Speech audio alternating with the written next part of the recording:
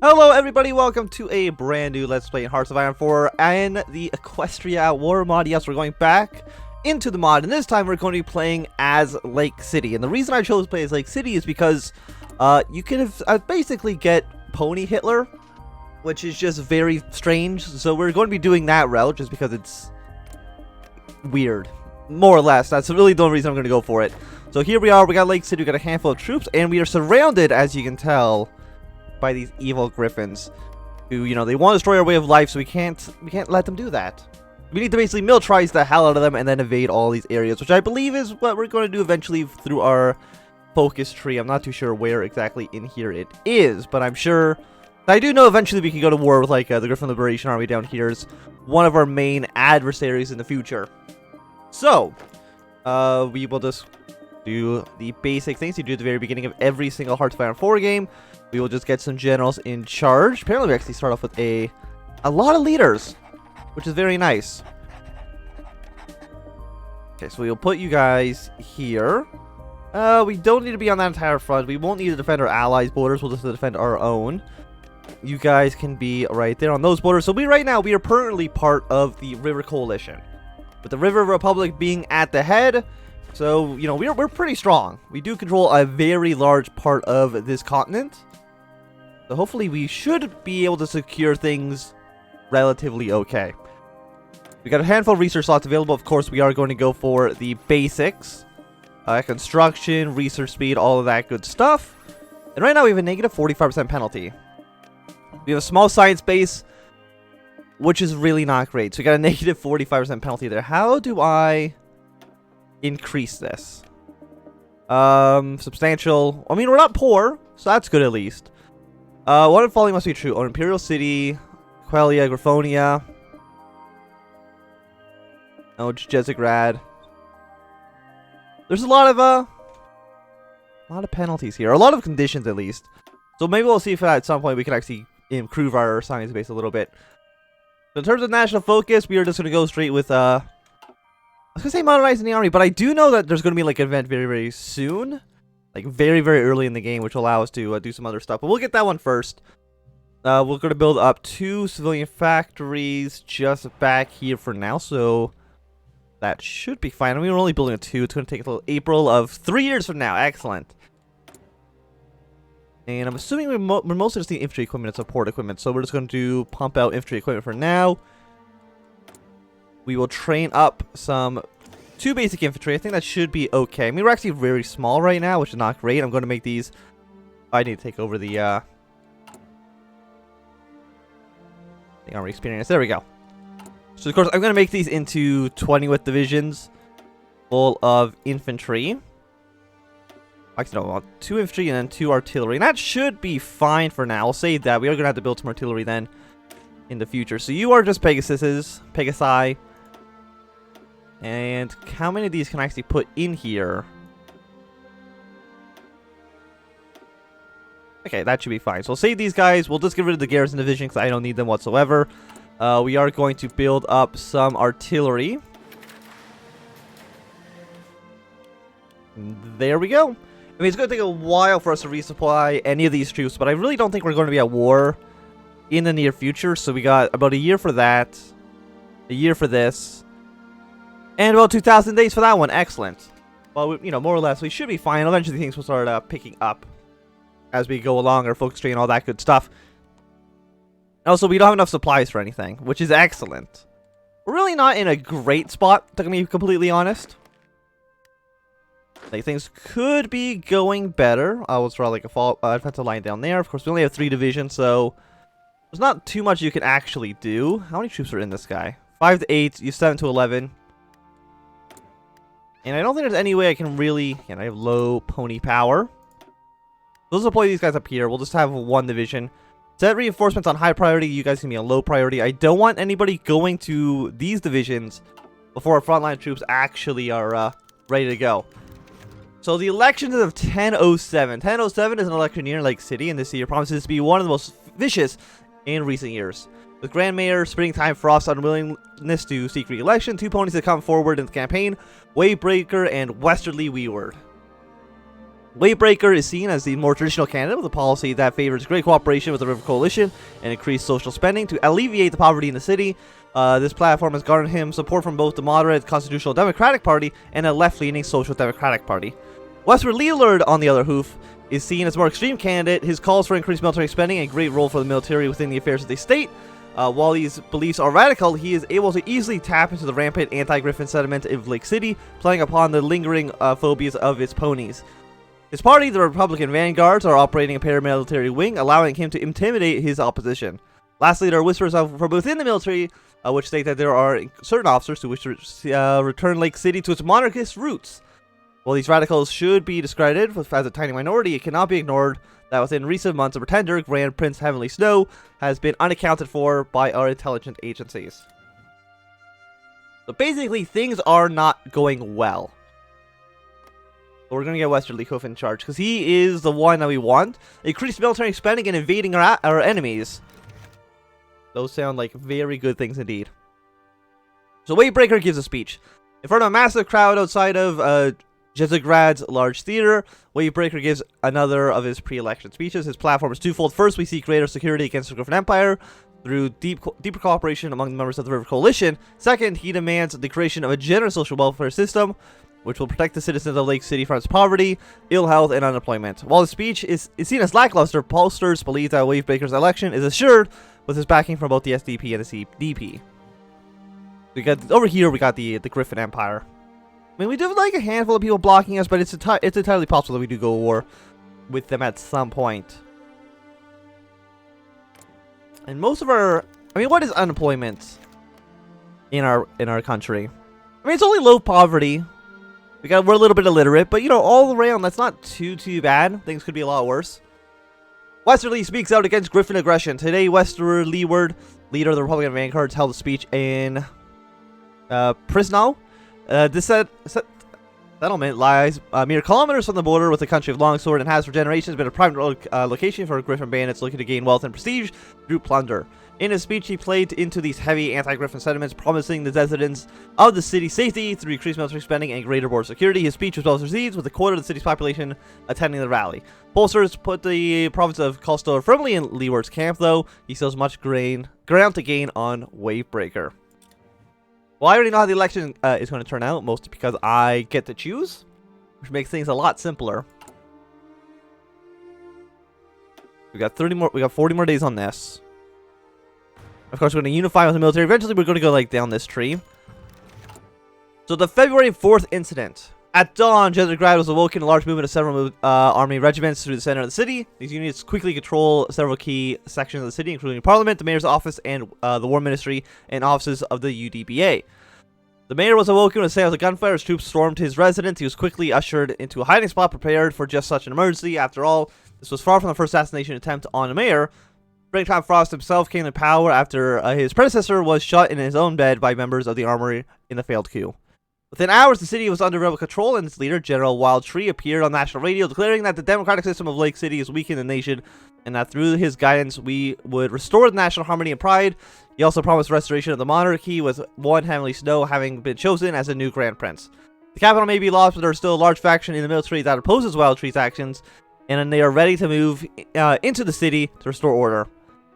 Alternatively, Western Leeward's vanguards are eager to fight against their political rivals and protect the Republic. So we are going to send in the vanguards.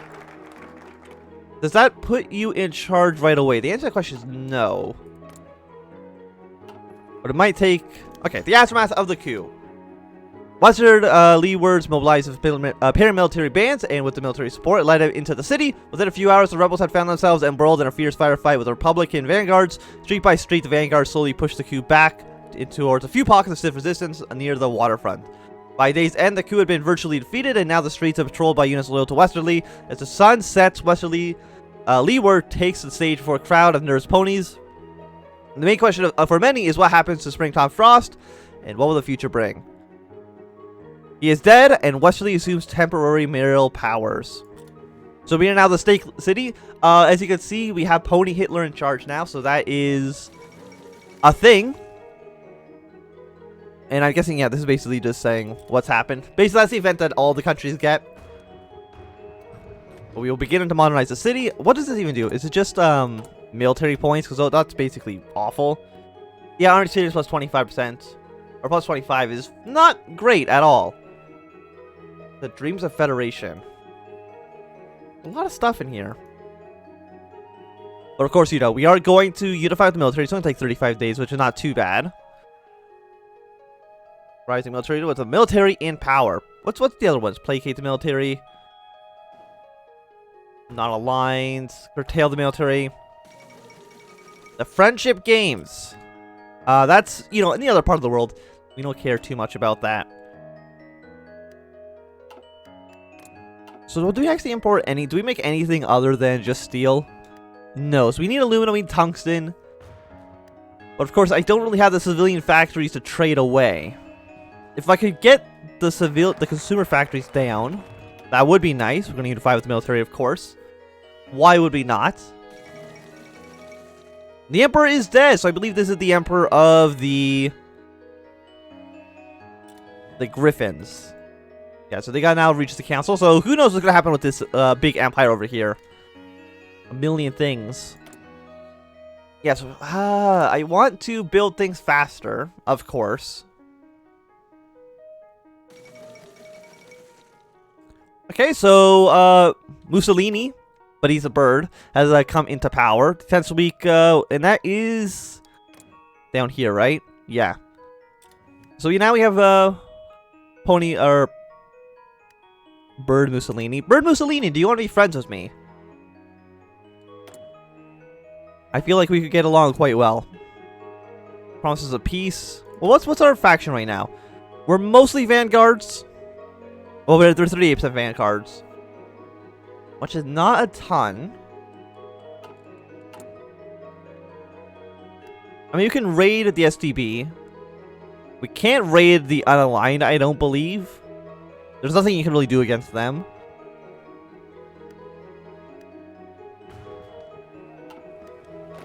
I don't want to train troops up, because I don't want to be taking attrition damage. Because I need to reinforce my troops like ASAP. So, now that we have unified with the military, we can nationalize the guards. Well, where's the ones where we attack into the, Yeah, it's down here.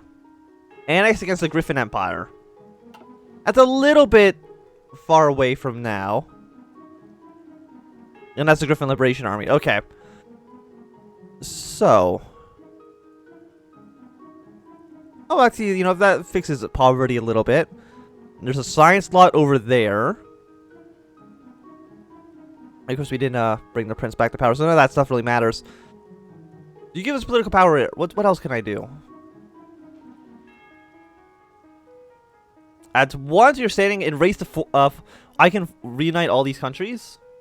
I mean, that seems really good as well. So we're going to dream of federation. Is there like a timer or something? Oh, there it is. Okay, the River Union. The race to form the River Republic has not yet started to increase their standing. Complete focuses in the dream of federation in your branch. But the whole coalition considers the benefits at the end. The country with the highest standing can form the River Federation. Well,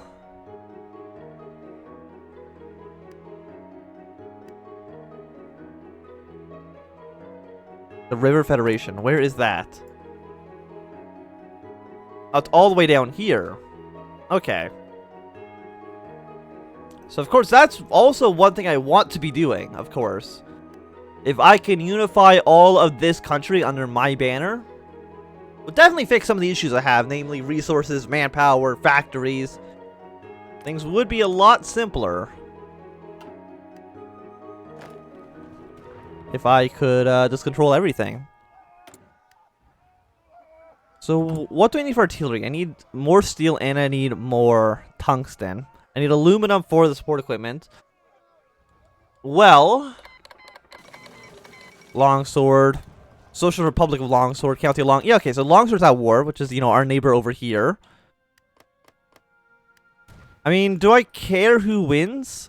I guess I want you to win, but you only have 3 divisions, so I doubt that. The Lake Festival. Better things to finance. Every year, ponies from across Lake City come together in Jittograd for the city's annual Lake Festival. The festival originally dates back to the reign of Blessed Sword, who used the occasion as a chance to shore up the unification of various tribes around Jittograd. through the First Lake City Principality. This holiday is celebrated within a week of parades, banquets, tournaments, and ended with a massive boat race around Jizzagrad Harbor. The winner of this race would then become quite a celebrity and be granted a private audience with the reigning monarch. After the fall of the monarchy, the holiday continued to be celebrated annually in much the same way. The one notable difference is that the winner of the boat race would receive an audience with the Grand Mayor, a key to the city of Jizzagrad, and a generous prize of gold and other treasures. In the last 50 years, however, the festival has been in steady decline as the city of Jizzagrad has been struggling to finance such opulent festivities, which once marked the occasion. The week is now a weekend, the banquets reduced to grandeur.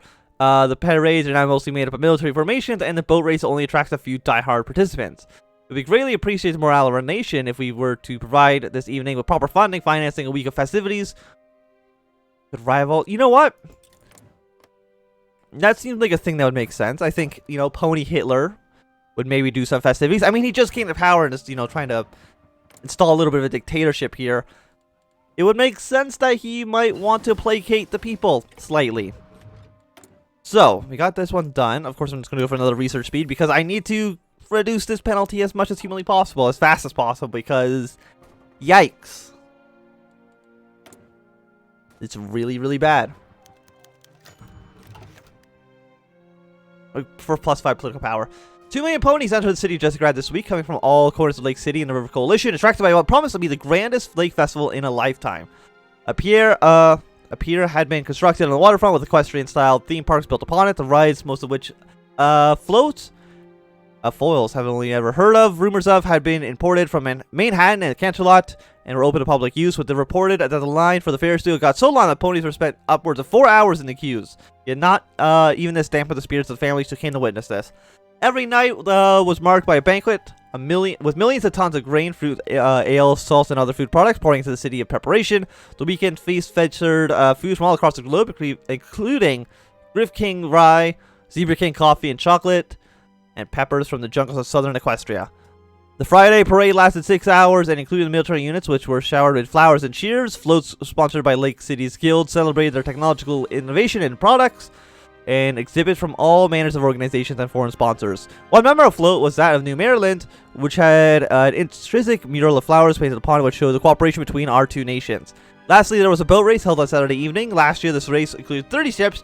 This year's registration had been stopped at 300 until the pressure called for a second and later a third race to be created. The winners of each of these races went on into a three-way tiebreaker. Overall, the tournament was won by Blue Nose in a photo finish. As Sunday rolled around, the train station, roads, and water leading out of the Jizzagrad were clogged with ponies attempting to exit the city. The festival had been a success. Great cooperation. Fantastic. I mean, it sounds pretty good. Did that improve any understanding here? Looks like the answer to that question is no. Can I actually do the...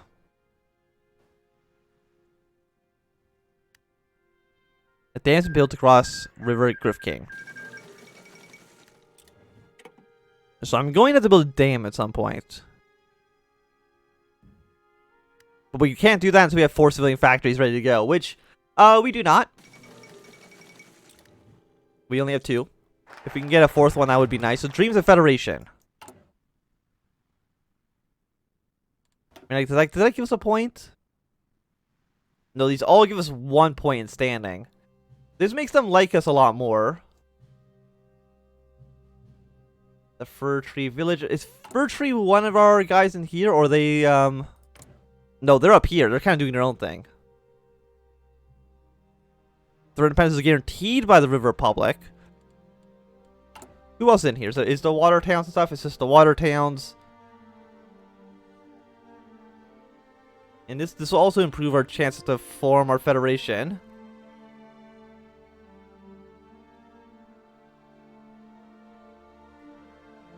Which I don't think is a bad idea.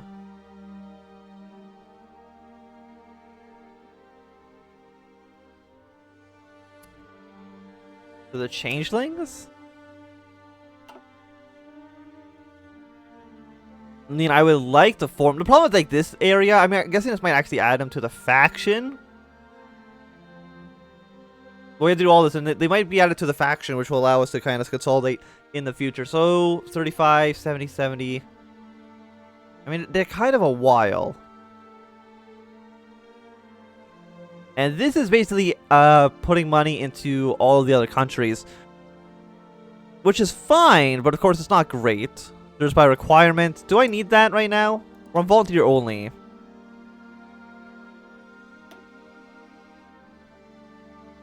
Like, to me, that doesn't seem like something I want right away. Probably this one. We need this 20% stability. So we're at 8%. That's pretty bad. So we're going to get this one ready. But for now, I think it's going to be a good time to end this episode. Thanks everybody for watching. My name is Anthem. If you enjoyed, run a thumbs up. If not, enjoy, click a thumbs down. If you want to subscribe, and goodbye.